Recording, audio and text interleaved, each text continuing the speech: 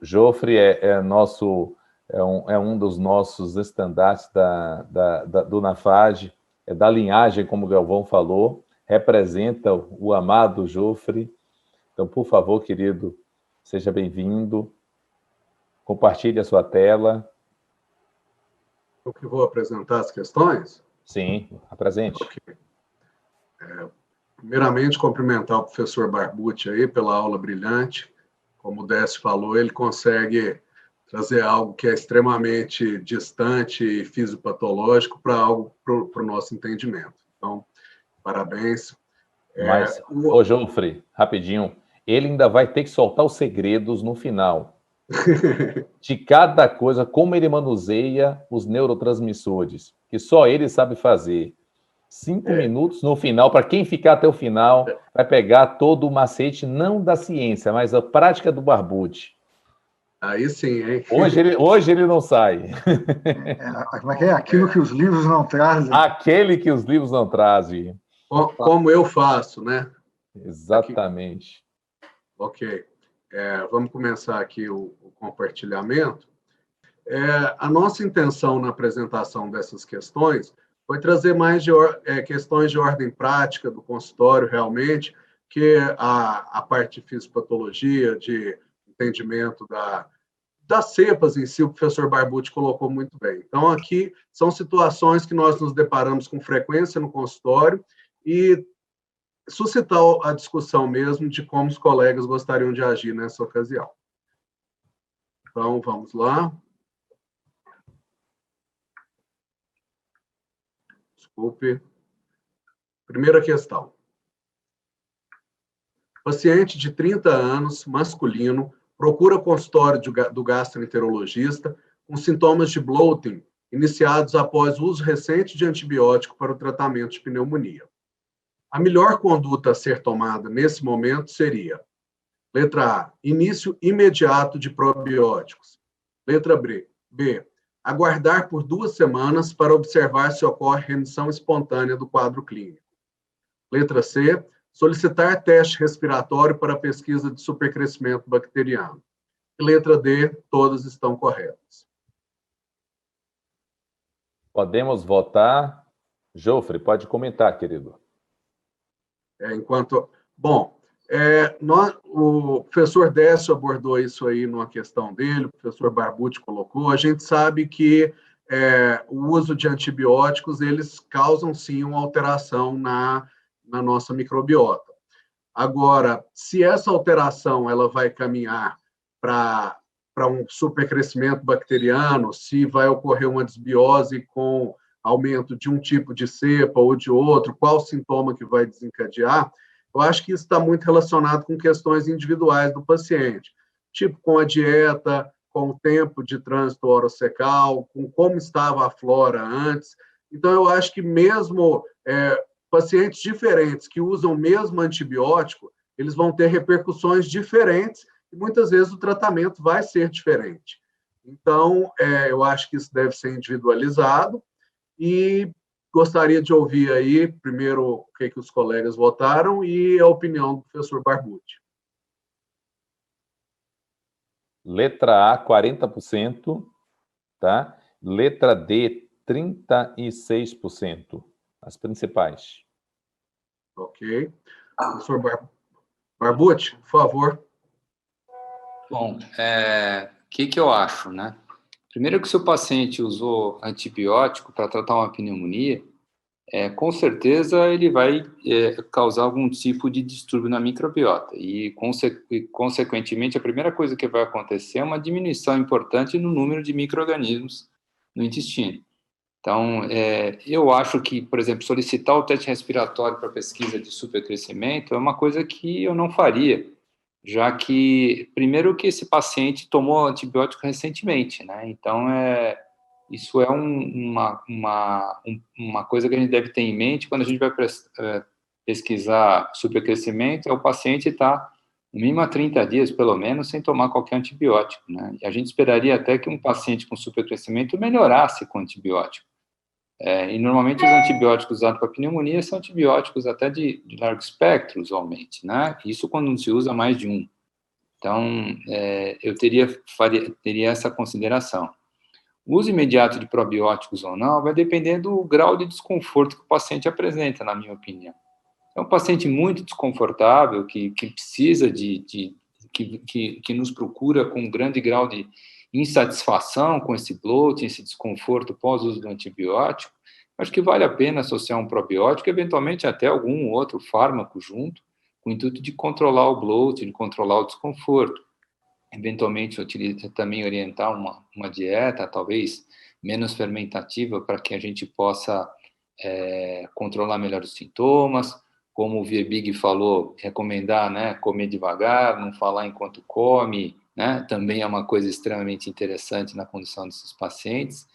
E se for um paciente com sintomas muito frustros, e que a gente tem muito paciente que não gosta de tomar nenhum fármaco, que não quer tomar nenhum probiótico imediatamente, eu não veria problema nenhum de a gente esperar e ver até que ponto se essa microbiota se recupera, e normalmente ela vai se recuperar, principalmente se for usado um antibiótico só e por um tempo normal de tratamento, não for um quadro muito estendido. Eu acho que talvez a melhor das respostas seria começar o probiótico antes de dar o antibiótico, porque os estudos mostrando o probiótico na prevenção da diarreia e no tratamento da diarreia induzida por antibiótico, eu acho que ele é bastante sólido. Então, assim, eu particularmente, se o paciente está com sintoma, eu já começo o probiótico imediatamente. Eu prefiro, do ponto de vista de prática de consultório. Mas aguardar 2 semanas para recuperação, eu acho absolutamente plausível, principalmente se você modular a dieta do indivíduo, e o teste respiratório no seu devido tempo. O Barbuto lembrou bem, a gente normalmente no teste respiratório pede para o paciente, ele não pode ter tomado antibiótico nos últimos 30 dias, para ele poder fazer o teste respiratório. Mas, eventualmente, em algum momento, o teste respiratório, numa evolução mais tormentosa, que a gente pode ter algumas evoluções mais tormentosas na diarreia pós-antibiótico, você pode, eventualmente, ter que demonstrar efetivamente um fator que está perpetuando o problema. Então, eu acho que as 3 cabe uma 4ª, né, que é dar o probiótico antes. Eu acho que é a melhor solução, na minha opinião. O problema aqui, Décio, é que é um quadro de pneumonia, né? Você não vai esperar... Não, sim, eu estou falando genericamente, Se fosse H. pylori, ou se fosse alguma outra coisa, ok. Mas uma pneumonia, acho que você começaria junto. Né? Não, sem dúvida nenhuma, não tenho dúvida nenhuma. Mas eu estou falando mais genericamente. Lembrar para o pessoal que é uma estratégia, você pode prever o uso do antibiótico, por exemplo, numa situação de prevenção de endocardite bacteriana no indivíduo que vai fazer uso de antibiótico, mesmo que seja por um dia só, pode ser suficiente para levar o indivíduo a ter diarreias e coisas nesse sentido. Vocês fariam o probiótico ao mesmo tempo? Em qual horário? Ao mesmo tempo, não. Você tem que guardar pelo menos... Ou você usa um probiótico... Não. O probiótico durante o tratamento, vocês fariam? Sim, guardando o seguinte, que é importante, o intervalo, ou você usa um probiótico que não sofra ação desse antibiótico, por exemplo, o Saccharomyces, que é um fungo, não vai ter problema nenhum com antibiótico, ou então você guarda pelo menos 3 horas de distância entre o uso do antibiótico e o uso do probiótico. É o que eu faço. Eu queria ouvir o comentário do professor Barbucci. Uma coisa que é muito frequente, às vezes o paciente chega no consultório utilizando o chamado pool de lactobacilos, ou assim, um probiótico prescrito de maneira totalmente aleatória, com várias cepas, e, enfim, a gente sabe que a ação do probiótico ela é cepa específica. Então, às vezes, a gente vê isso aí. Eu, particularmente, eu peço para suspender e avalio individualmente qual que será a cepa melhor para cada caso. O que o professor Barbucci acha desse pool que o pessoal chama aí de cepas? A associação de probióticos, está falando, né? Às vezes é manipulado. O paciente... manipulado nem pensar, gente. Eu acho que manipulado não tem nenhum sentido. Não, mas eu estou falando que ele chega no consultório tomando. Não estou dizendo que é o que deve ser prescrito. Isso é relativamente comum, pelo menos por aqui. Eu acho que isso é comum em todo lugar, né? Isso é um erro importante na prescrição de probióticos, né?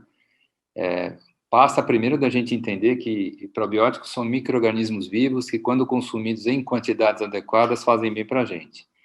Então, é muito importante que, quando a gente vai prescrever um probiótico, a gente precisa ter certeza, primeiro, que o número de probióticos ali presentes no meu suplemento é adequado. Segundo, que eu tenho que ter certeza que esses micro-organismos vão passar incólumes pelo ácido clorídrico, pelos sais biliares, pelas enzimas pancreáticas. Terceiro, eu tenho que ter certeza que esse produto foi bem conservado, né, que foi mantido sob condições de umidade, pressão e temperatura adequadas. Se é um probiótico, por exemplo, precisa ser mantido refrigerado, será que ele foi mantido refrigerado o tempo inteiro na temperatura adequada? Terceiro, que tem muita influência também, é a validade do produto. Quanto mais próximo da data de validade, menos cepas viáveis eu vou ter. Quarto, eu preciso ter certeza que essa cepa específica foi estudada, né? Que ela foi estudada em um laboratório bom e que comprovou que, de fato, ela funciona e que, mais do que isso, que, de fato, ela segura para ser suplementada. Quinto, probiótico não é um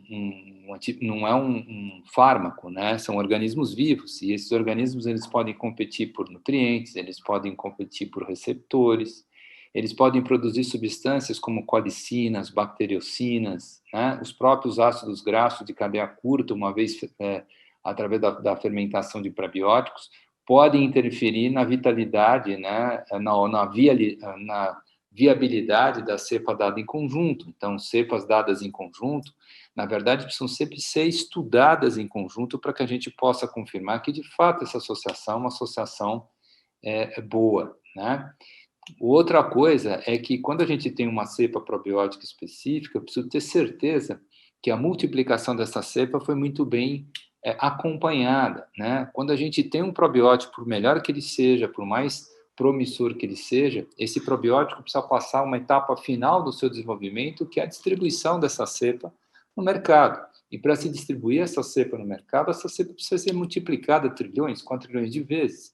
Essa multiplicação pode levar ao aparecimento de mutações espontâneas, ela pode ser comprometida por infecção de fagos, por exemplo, que podem modificar a genética, né, dessa cepa probiótica, e isso interfere diretamente na sua eficácia e, mais importante, na sua segurança.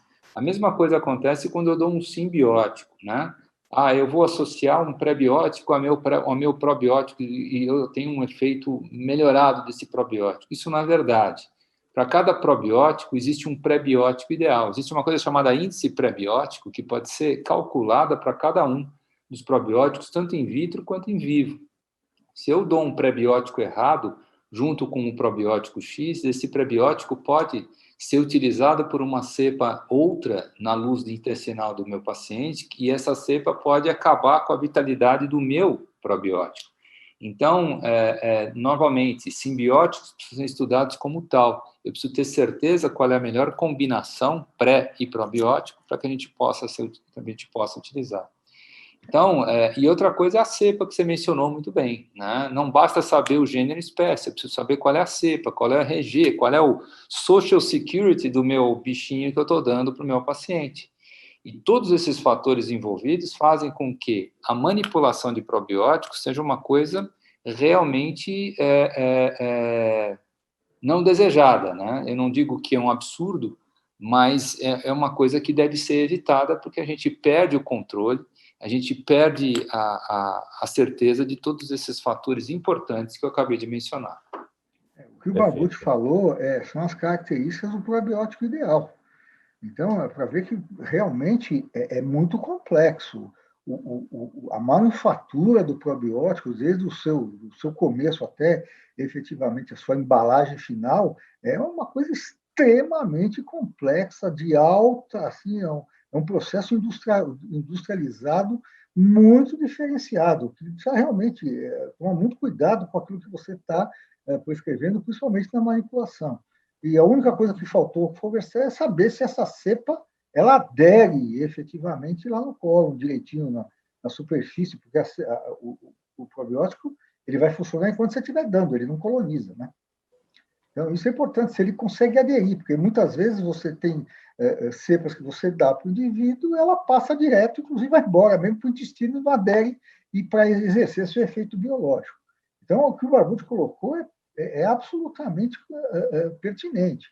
Você tem que saber exatamente o que você está dando. E você vai saber isso através dos estudos que estão sendo feitos com as diferentes cepas probióticas. Nem toda cepa tem ação probiótica. Tem que tomar cuidado com isso.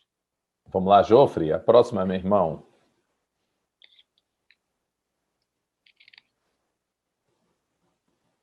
Bom, vamos lá.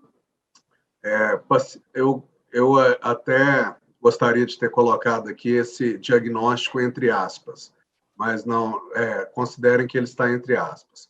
Paciente com diagnóstico de intolerância à lactose e frutose, solicitados por nutricionista, dados por meio de testes sanguíneos, em dieta restritiva há 2 meses, sem melhora alguma do quadro.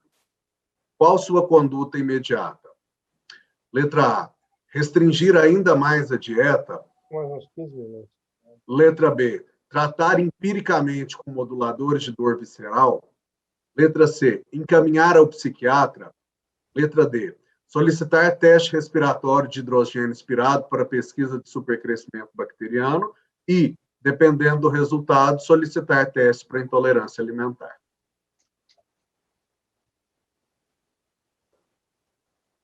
Pode comentar, já estamos captando. Bom, o intuito dessa questão é comentar sobre a sensibilidade e a especificidade dos testes sanguíneos. Aqui eu me refiro ao teste de incremento glicêmico após a ingestão de determinado substrato. Então, é um teste que era largamente utilizado, solicitado por vários profissionais, tanto médicos quanto de equipe multidisciplinar. Testes extremamente baratos, que têm a cobertura de convênio, mas que isso tem, o que nós temos observado é que não existe muito bem uma correspondência quando nós comparamos os testes de melhor sensibilidade e especificidade quando comparados a esses testes. Então, a gente tem visto que, naturalmente, para quem estuda o assunto, para quem aprofunda, que esses testes têm caído totalmente em desuso. Só que isso ainda leva um certo tempo para se disseminar. Então, é comum chegar no consultório um paciente com teste de intolerância à frutose positivo, entre aspas, pelo teste sanguíneo, dizendo que está sem comer fruta há 2 meses e não vê diferença nenhuma. Então, eu acho que, inclusive, é uma pauta nossa da Sociedade Brasileira de Motilidade, que é a inclusão dos testes respiratórios no rol dos procedimentos cobertos, né, pela AMB, para melhorar isso aí. Jofre, 79% das pessoas vão na D de dado. Acho que o pessoal está afiado, né? Ó, e a segunda mais votada? Ficou distribuído? A segunda, vou chegar agora. Um segundo. A segunda ficou para letra B de bola. Tratar empiricamente com moduladores de dor visceral. Bom, vamos ouvir. O professor Barbucci, eu acho que, nesse caso, assim, para comentar a fisiopatologia, vai ser muito bom, mas eu acho que a clientela dele é tão selecionada que o pessoal que chega lá já não chega com esses testes sanguíneos mais, não. Mas vamos ouvir todos aí, o professor Décio, o Verbig. Eu acho que o teste respiratório é um grande avanço, né? Ele realmente aí com o teste respiratório ele especifica muito mais a intolerância que o indivíduo tem, né? E você tem 3 situações: alergia, intolerância e sensibilidade. São conceitos completamente diferentes e que têm que ser diferenciados pelo clínico. E o que você vê de paciente chegando lá falando que tem intolerância à lactose, que suspendeu a lactose e melhorou, e na hora que você coloca o indivíduo à prova, você mostra para ele aqui, ó, não tem intolerância nenhuma. Tá? Mesma coisa com o glúten. Todo mundo tira o glúten da dieta. Não esquece que na molécula de trigo, por exemplo, tem frutose, por exemplo, na molécula de trigo. E por aí vai. Por isso que eu acho que até se discute muito se o teste terapêutico é válido nessas situações, né? pelo menos no último consenso que eu li, eles acham que é mandatório você fazer você vai fazer o diagnóstico através do teste respiratório e depois, através do que você tiver, você poder fazer, você direcionar o tratamento baseado em dados mais sólidos. Décio, a gente tem um laboratório de motilidade, faz o teste respiratório com certa frequência, né? A gente tem, talvez, às vezes, a mesma experiência que se tem com a pH-metria para diagnóstico de refluxo, né? Cria-se uma expectativa muito grande pelo teste respiratório, mas, na verdade, a frustração do colega lá vai ser uma resposta negativa. E por vezes, você vê faltar exatamente o teste respiratório. Pelo amor de Deus, não fizeram o teste respiratório nesse paciente? Então, assim, acho que passa por nós, que somos, referência, né? Trabalhar mais esse tipo de discussão em relação às verdadeiras indicações e quais são os objetivos dos testes. Porque, como interpretar, de certa forma, é simples. Eu acho que o mais difícil é você indicar ou contraindicar. Não, você não precisa fazer, né? Então, eu acho que é por aí que passa, né? Barbucci, quer comentar? Posso, claro. Eu acho o seguinte, primeiro que eu dou muito mais importância para um diário alimentar bem feito do que qualquer teste sanguíneo ou respiratório que seja realizado. Se meu paciente ingere lactose e passa mal, e tira lactose e fica bem, qual é o sentido de se fazer teste?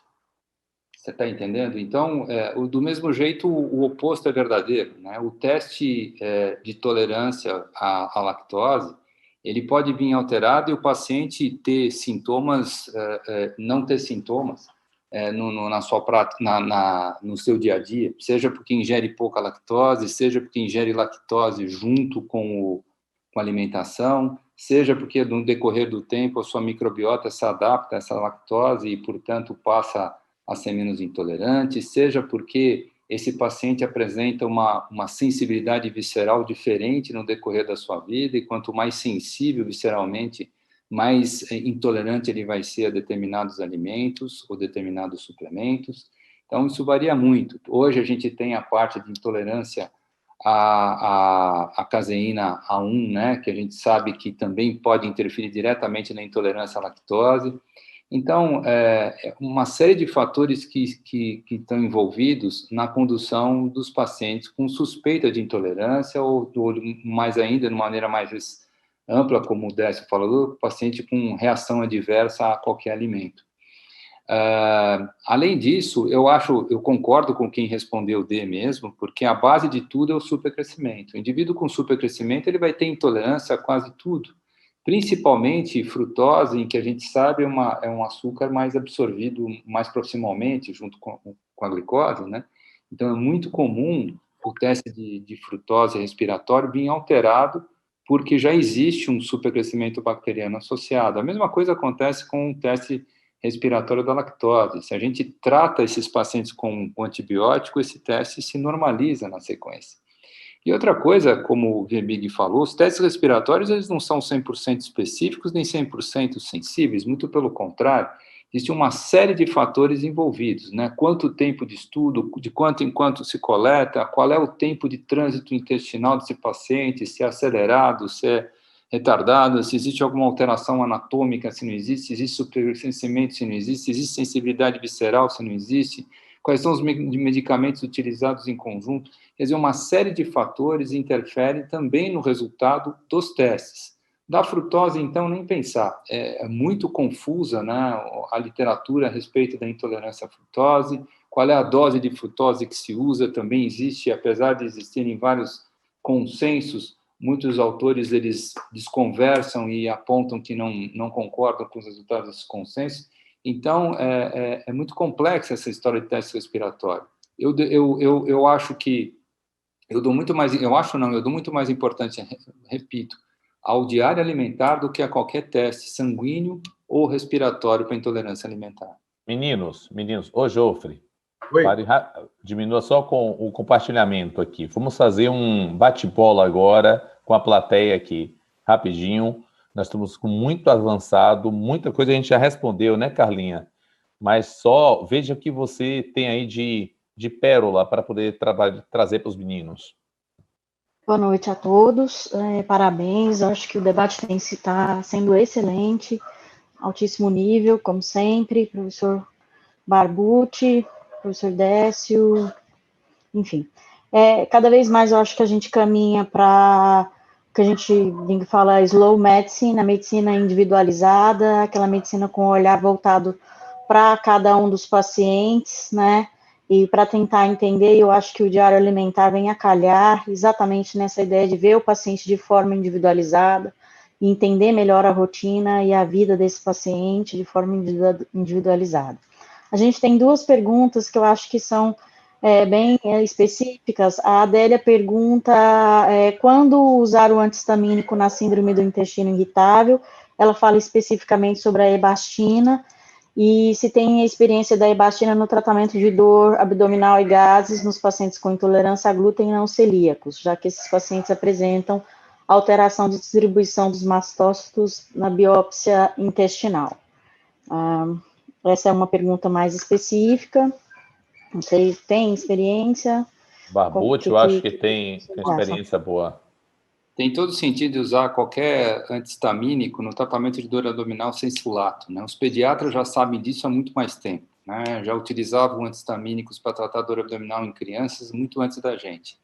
Como eu já disse, todo e qualquer processo que você tem um aumento da permeabilidade intestinal, especificamente intestino irritável, mas qualquer síndrome álgica abdominal funcional, infiltrado mastocítico eosinofílico, ele é presente. E a histamina, como eu já mostrei na aula também, interfere muito na motilidade, interfere na sensibilidade, secreção de água e eletrólitos, e tem todo sentido de ser usado um bloqueador H2 nessa situação. Lembrando que os poucos trabalhos que a gente tem em adultos foram feitos de fato com ebastina, é por isso que a Adélia, que é uma conhecedora do assunto, pergunta. A diferença aqui é que a dose que nós temos que utilizar é uma dose alta, né? Embora os comprimidos sejam de 10, a gente usa normalmente 20 miligramas. Teoricamente, qualquer outro antihistamínico, bloqueador H1, pode ser utilizado. Os bloqueadores H2, como eu já mostrei para vocês, também podem ser utilizados com esse mesmo intuito, e a associação dos dois foram já publicadas por alguns artigos chineses com resultados bastante interessantes. Lembrando que os outros medicamentos que interferem na degranulação eosinofílica e interferem na estabilidade de mastócito também podem ser utilizados em conjunto com os bloqueadores H1 e H2, ou mesmo isoladamente, que é o caso do cromoglicato, que infelizmente a gente não tem muito disponível, mas a gente acaba utilizando bastante o cetotifeno com resultados bons, principalmente também porque existe um efeito sedativo envolvido, já que, né, vocês sabem, a histamina também interfere diretamente na nossa cognição, vamos dizer assim, né, no ciclo sono-vigília. Então, são medicamentos que podem ser utilizados como adjuvantes, vamos dizer assim, no tratamento de qualquer síndrome álgica abdominal, mais especificamente. A outra pergunta que a gente tem é quanto ao tempo que a gente deve usar os probióticos. Já vi o professor Décio respondendo isso, o professor Barbucci também, de forma muito interessante. Quanto tempo usar probiótico? A vida toda? Não, veja, não acho que tem tempo. Eu acho que é individualizado para cada paciente. Sim. Acho que não tem se estabelecer quanto tempo, por exemplo, o indivíduo teve uma diarreia após antibiótico, quanto tempo você vai usar o probiótico? Não está estabelecido. O paciente, uma vez melhorando a sintomatologia, reequilibrando o quadro clínico dele, você pode suspender o probiótico e não usar mais. Mas tem indivíduos que indicam o indivíduo tomar probiótico todo dia, e por aí vai. A resposta é o seguinte, Carla: doença crônica, suplementação crônica; doença aguda, suplementação temporária. É isso. Entendeu? Se você quiser usar a vida probiótica, você precisa entender por que você vai fazer isso, qual é o intuito que você tem de usar probiótico o resto da vida, o que você busca com isso, o que você pretende prevenir, o que você pretende tratar. E depois de você perguntar isso, você vai procurar qual é a melhor cepa para aquela situação específica e utilizar. Exatamente qual que é o objetivo, né? E também não é uma loteria, né? Que nem a história do probiótico aí manipulado, né? Uma loteria que pode dar muito errado, né? Então não pode ser dessa forma. Tem que saber exatamente o que está fazendo para poder prescrever e por quê, né? Exatamente isso daí. Carla? Oi.